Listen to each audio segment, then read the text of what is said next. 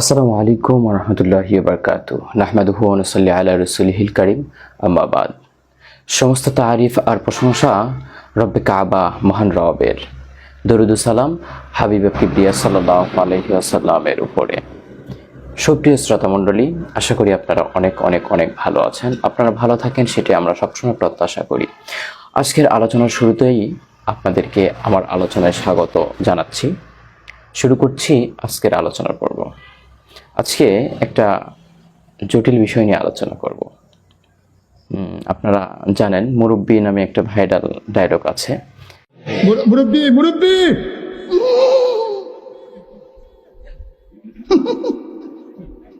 বুঝছে না উনি মনে করছে অন্য হুজুর।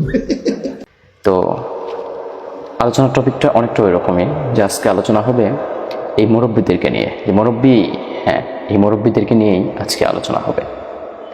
তো আমি আলোচনা করব এই মুরব্বি শ্রেণীর কিছু লোকজন বাচ্চাদের সাথে মসজিদে ঠিক কেমন আচরণ করেন সে বিষয়টা নিয়ে।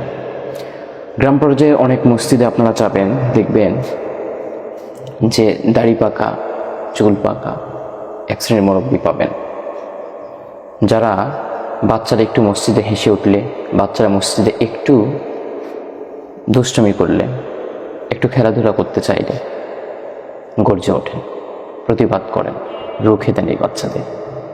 অথচ এই একই মুরব্বি সভাপতির মোবাইলে রিংটোন বেজে উঠলে কোনো প্রতিবাদ করেন না, কুরুপ এঁটে থাকেন। অর্থাৎ অনেকটা এইরকম আচরণ এই একই মুরব্বির, যে বাচ্চারা প্রতিবাদ করতে পারে না তার কথা, তার ভাষার, এই জন্য বাচ্চাদের সামনে যা ইচ্ছে সেই আচরণ করে। আর সভাপতি সাহেবের রিংটোন বেজে উঠলেও সে মুখে কুলু পেটে থাকেন, কারণ সভাপতি সাহেবের সাথে লাগলে সে কোনোভাবে পারবে না।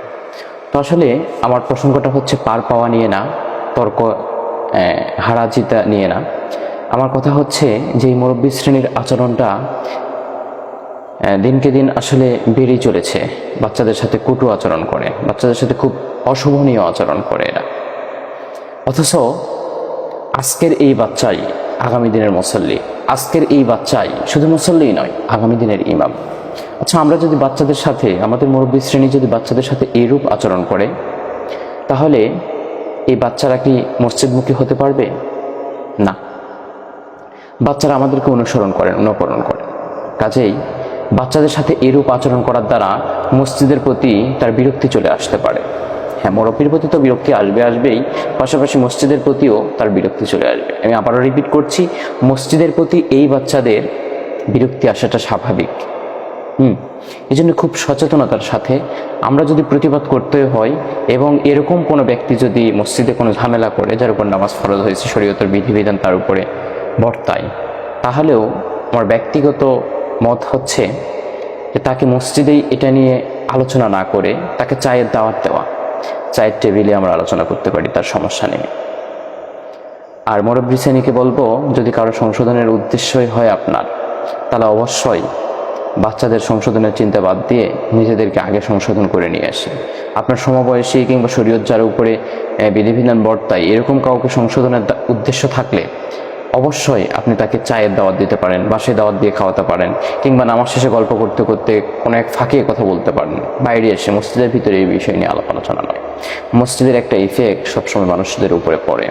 কাজেই মুরব্বী শ্রেণীকে আমি রিকোয়েস্ট করব, মুরব্বী উল্টাপাল্টা বাদ দেন, ভালো হয়ে যান। যে সময় আপনি মসজিদে নামাজ শুরু করেছেন আর এই বাচ্চাদের সময় শুরু করেছে, আপনার দুইটা হিসেব করে দেখবেন একটু। হতে পারে, আমি অনুমানের ভিত্তিতে বলতেছি, কিন্তু আপনি আপনার অতীত মোতালা করে দেখবেন যে বাচ্চা যখন মসজিদে আসা শুরু করছে তখন মসজিদ সম্পর্কে আপনার জ্ঞানও ছিল না। আর এই শ্রেণীর মুরব্বী যারা সাধারণত বাধা দেয় বাচ্চাদের, তাদের খোঁজ খবর নিয়ে আমরা দেখছি, আমরা স্টাডি করে দেখছি, এরা অধিকাংশই বৃদ্ধকালে এসে দাঁড়িয়ে রাখছে, বৃদ্ধকালে এসে মুসল্লি সাজছে। কাজে মুরব্বীদেরকে রিকোয়েস্ট করব, আমাদের আগামী প্রজন্মকে, আমাদের হবু মুসল্লিদেরকে আপনারা বাধা প্রদান করবেন না, তাদের আসতে দিন, তাদেরকে তাদের মতো থাকতে দিন।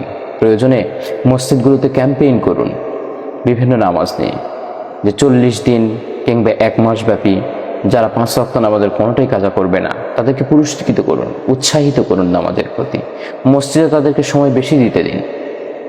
এতে ইনশাল্লাহ আমার অনেক বড় উপকার হবে, কেননা আজকের শিশুই আগামী দিনের মুসল্লি। ভালো থাকবেন, সুস্থ থাকবেন, এখানে বিদায় নিচ্ছি। দেখা হবে, কথা হবে অন্য কোনো প্রসঙ্গ নিয়ে। আল্লাহ হাফেজ।